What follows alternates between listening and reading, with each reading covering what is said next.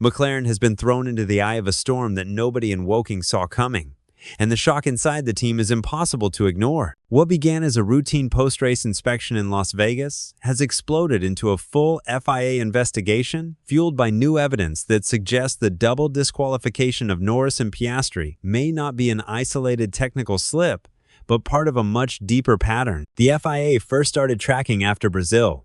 Overnight, McLaren went from championship leaders to the team under the heaviest scrutiny on the grid, and the tension this has created behind the scenes is unlike anything the team has faced all season. The FIA isn't just checking plank wear anymore, they're examining whether the unusual floor behavior on both McLarens in Vegas connects to irregularities they quietly identified a week earlier when several teams were caught using questionable methods to limit skid wear. Now that new evidence has emerged, they want answers.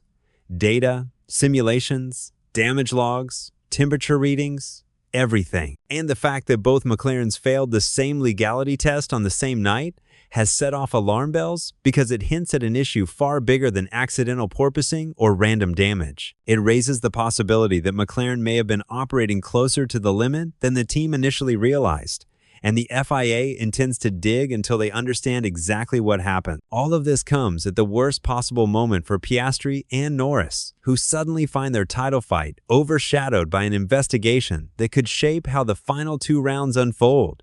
Stakes could not be higher. The championship is tightening, rivals are circling, and McLaren must now prove that the Vegas catastrophe was nothing more than misjudged setup, not a continuation of the wider technical concerns the FIA is now pursuing. And before we go through every detail of this escalating investigation, make sure to like the video, subscribe, and stay with me until the very end, because the evidence the FIA has uncovered changes everything. The FIA's investigation has become unavoidable because the technical evidence from Las Vegas lines up almost too neatly with the suspicions that began in Brazil. The governing body had already uncovered a growing concern that several teams were using methods to protect their floor plank wear far beyond what the regulations intended. The plank, which must not drop below 9 millimeters, is designed to stop teams from running their cars excessively low. The lower the car, the more downforce and stability it gains, especially in medium and high-speed corners. But what the FIA noticed in Brazil was that some teams appeared to be running extremely low without suffering the corresponding wear you would expect on such a bumpy circuit. That discrepancy is what triggered the deeper inspection, and it is now central to McLaren's problem. The trick, according to multiple technical sources,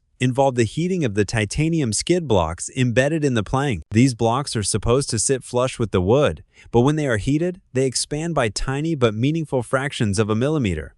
When that happens, they protrude slightly lower than the actual plank. In other words, the titanium makes contact with the asphalt before the wood does. Titanium can withstand the impact, wood cannot. And because the FIA measures the wood, not the metal, cars that use heated skids can run lower without the plank wearing. Once the car returns to the pits and cools down, the titanium contracts again, returning to its legal measurement.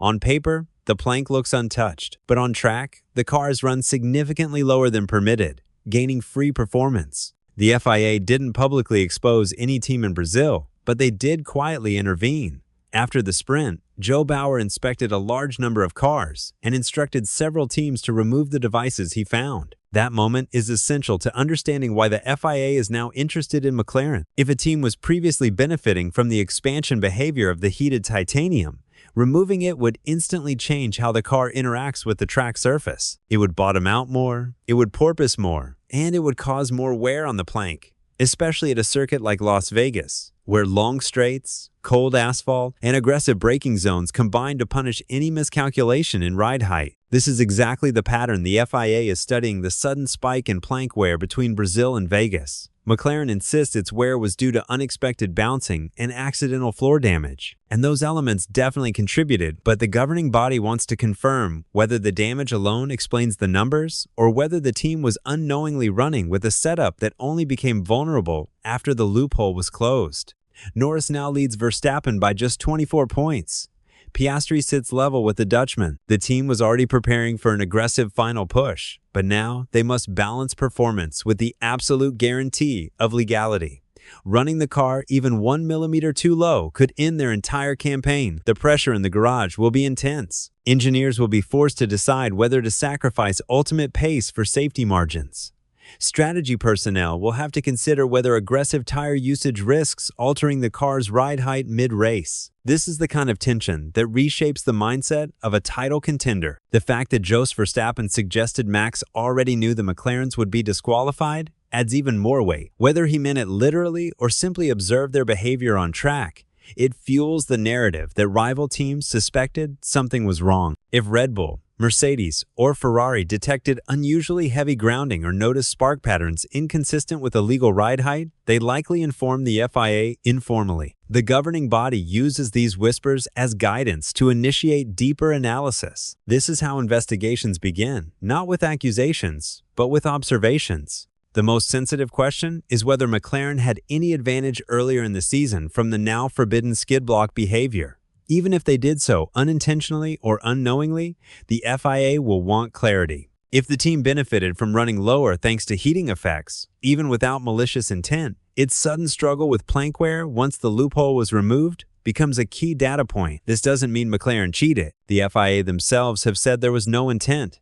But it does mean McLaren's Vegas disaster may be the direct result of losing a protection they didn't realize they relied on, and that creates a technical vulnerability at the worst possible time. The most important part of the investigation is its purpose to ensure the final two races are fought on equal terms. The FIA does not want a title to be influenced by a repeat of Vegas. They want McLaren to prove their models can predict porpoising accurately. They want confirmation that the floor damage was accidental, not structural. They want to ensure that ride height choices are compliant, regardless of circuit conditions. And they want to verify that no team is still gaining an advantage through the skid block heating trick. All of this places McLaren under enormous pressure. Every parameter they choose in Qatar, every ride height change, every fuel calculation, every stiffness adjustment will be viewed through the lens of the Vegas investigation. The team must now operate with a level of transparency and precision that leaves no room for ambiguity. They must present clear evidence, consistent data, and reliable modeling that proves there is no deeper issue. And with Norris and Piastri fighting for a championship that may be decided by a handful of points, the stakes could not be higher. McLaren is not fighting just for race results anymore. They are fighting for credibility, legality, and stability at the exact moment the title fight has entered its most unforgiving phase. What happens next will define McLaren's entire season. The investigation doesn't pause for pressure, and Qatar offers absolutely no room to hide. The team arrives in Lusail knowing that every millimeter, every simulation, and every legality check will be studied with forensic intensity. Norris has just a 24-point cushion. Piastri is tied with Verstappen, and one more technical slip could turn a title fight into a catastrophe. McLaren must now deliver a weekend of flawless execution under the brightest spotlight of the year. Qatar isn't just another race. It's their first test under investigation, their chance to reset the narrative, and possibly the moment this championship is won or lost.